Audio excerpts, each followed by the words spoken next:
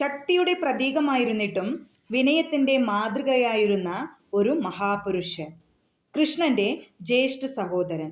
കയ്യിൽ ഹലവും ഗദയും ധരിച്ചിരുന്ന ആ മഹാനായ ദൈവസ്വരൂപം ആരാണ്?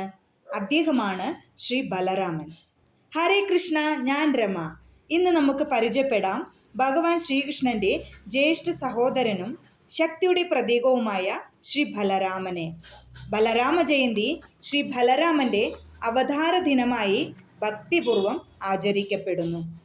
ബലരാമൻ, ബലദേവൻ, ബാലഭദ്രൻ, ഹലായുധൻ, സംഘർഷൻ തുടങ്ങിയ പേരുകളിലും അറിയപ്പെടുന്നു. ശ്രീ ബലരാമൻ്റെ ജനനകഥ.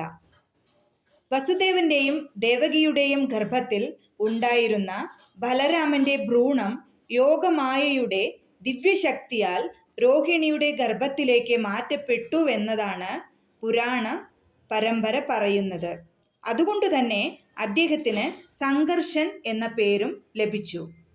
പിന്നീട് നന്ദഗോപന്റെയും യശോദയുടെയും സംരക്ഷണത്തിൽ കൃഷ്ണനോടൊപ്പം വളർന്ന ബലരാമൻ ബാല്യകാലം മുതൽ തന്നെ കൃഷ്ണന്റെ ഏറ്റവും അടുത്ത സഹചാരിയായിരുന്നു. ബലരാമൻ നമ്മെ പഠിപ്പിക്കുന്ന കാര്യങ്ങൾ.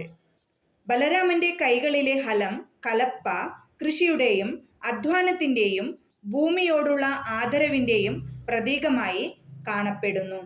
ബലരാമന്റെ ജീവിതത്തിൽ നിന്ന് നമുക്ക് പഠിക്കാവുന്നത് ശക്തിയോടൊപ്പം വിനയവും വേണം. അധർമ്മത്തിനെതിരെ ധൈര്യത്തോടെ നിലകൊള്ളണം. അധ്വാനത്തെ ബഹുമാനിക്കണം.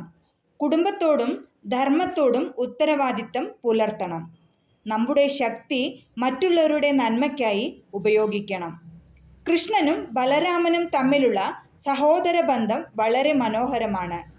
കൃഷ്ണന്റെ പല ലീലകളിലും ബലരാമൻ അദ്ദേഹത്തോടൊപ്പം ഉണ്ടായിരുന്നു.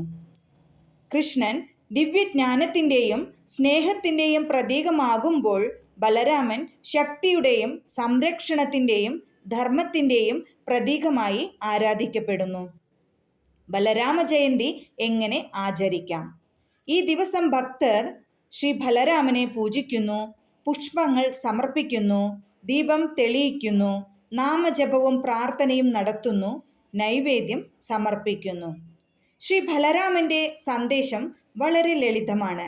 ശക്തി ലഭിക്കുമ്പോൾ അഹങ്കരിക്കരുത്. ആ ശക്തി ധർമ്മത്തിനും നന്മയ്ക്കുമായി ഉപയോഗിക്കുക. ഈ ബലരാമ ജയന്തിയിൽ നമ്മുടെ ശരീരത്തിനും മനസ്സിനും ആത്മാവിനും ശക്തി ലഭിക്കട്ടെ. ശ്രീ ബലരാമൻ്റെ അനുഗ്രഹം എല്ലാവരുടെയും ജീവിതത്തിൽ സമാധാനവും ഐശ്വര്യവും നിറയ്ക്കട്ടെ.